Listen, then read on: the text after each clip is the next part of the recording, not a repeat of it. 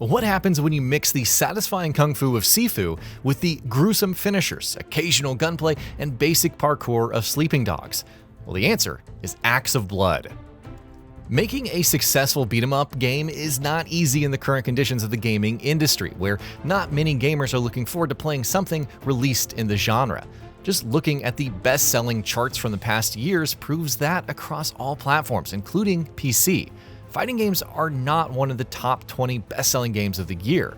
On the other hand, the same charts show that today's gamers are more interested in shooters or sports titles, and that makes it quite risky to invest time and capital in developing a fighting game.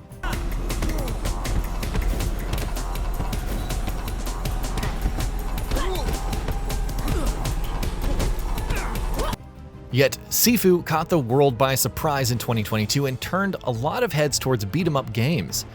Where many companies like Square Enix have failed miserably with games such as The Quiet Man, Sloclap manages to pull off the impossible with Sifu and created a blend of roguelike progression and kung fu action that received 3 The Game Awards nominations. Target located.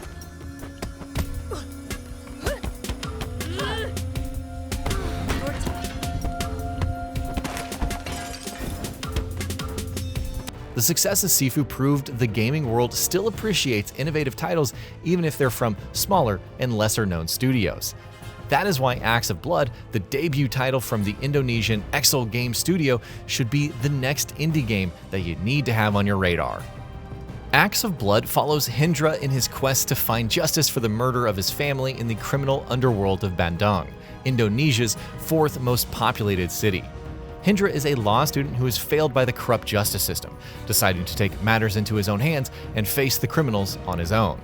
According to the info provided by the development team, Hendra's family is killed by the father's business rival. With greedy businessmen and a corrupt justice system, the story of Acts of Blood seems pretty promising. This social and political undertone could set its revenge story apart from others like Sifu, in which the protagonists never go through conventional methods and seek to bring justice about with their own hands from the start. The combat in Acts of Blood is mostly focused on hand-to-hand fights as well as using melee weapons taken from enemies. Hendra engages in what the creators of the game call, quote, dynamic, brutal combat, which is mostly like the combat in Sifu with an added dose of blood and brutality. This so-called dynamic, brutal combat is mostly composed of offensive gameplay in which Hendra engages in melee combat with groups of enemies. After taking enough beating, enemies are open to gruesome finishing moves. Of course, Hendra must protect himself against enemy attacks, and that's where the defensive parts of the game starts. While Hendra is dealing with an enemy, others intervene and flank him. During this defensive part of the combat, Hendra should defend against the upcoming attacks and stun the attackers with quick counterattacks. What sets Acts of Blood apart from Sifu is its more frequent use of the environment in combat. Hendra can use items such as boxes lying around on the ground to knock foes off balance by kicking the item towards them. It's the same Jackie Chan style of fighting that Sifu also took note of, but in Acts of Blood, destruction of environments and objects has a more central role. Hendra can throw enemies into lockers, tables, or piles of carton boxes, incapacitating the foes while destroying the objects and changing the layout of the environment.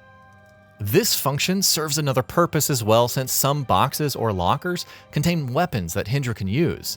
The combat in the game seems to work like a cycle that starts with hand-to-hand combat and branches into using weapons and environments against the opposition, which will then reward players with new weapons and opportunities. That's the dynamic, brutal combat in action. This adrenaline-inducing combination is not the only feature that sets Acts of Blood apart from Sifu. Acts of Blood's combat also includes more brutal and bloody finishers. While in Sifu, the finishing moves were mostly quick and efficient, here they'll feel more hateful and personal when Hendra brings enemies to their knees and cuts their throats with a hammer's claw. There are also enemies equipped with firearms in the game that can shoot Hendra from afar, making crowd control during combat even more challenging. While it seems a well-placed dodge can save Hendra from bullets, projectiles can also hit other foes and instantly kill them. The firearms in the game can also be used by Hendra after defeating enemies who wield them. Using firearms in combat, the focus on using the environment and the depiction of blood and extreme violence in combat is what brings to mind perhaps the second source of inspiration for the game, United Front Games' Sleeping Dogs.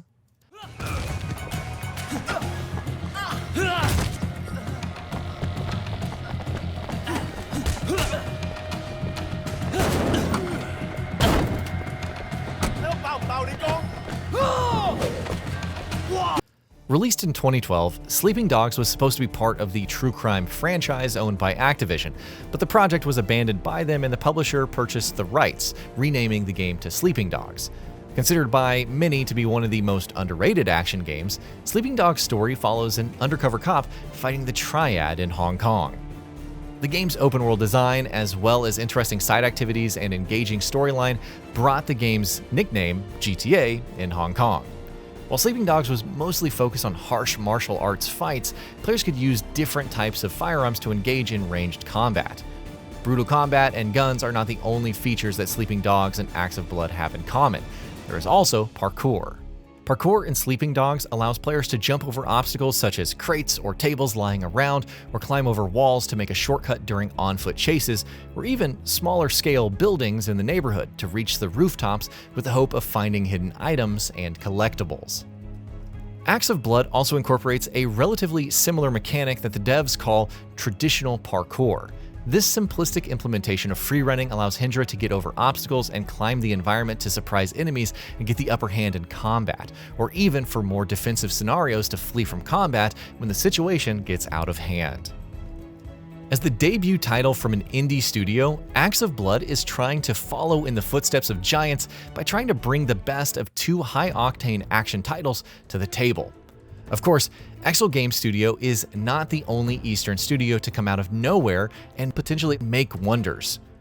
NeoWiz Games' Lies of P and Game Science's Black Myth Wukong and Acts of Blood could be another innovative title in the list.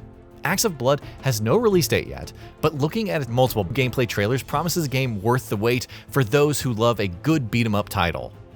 And that'll be about it for this one. If you guys like what we're doing at GamingBolt, please consider subscribing to our channel, and I'll see you guys on the next video.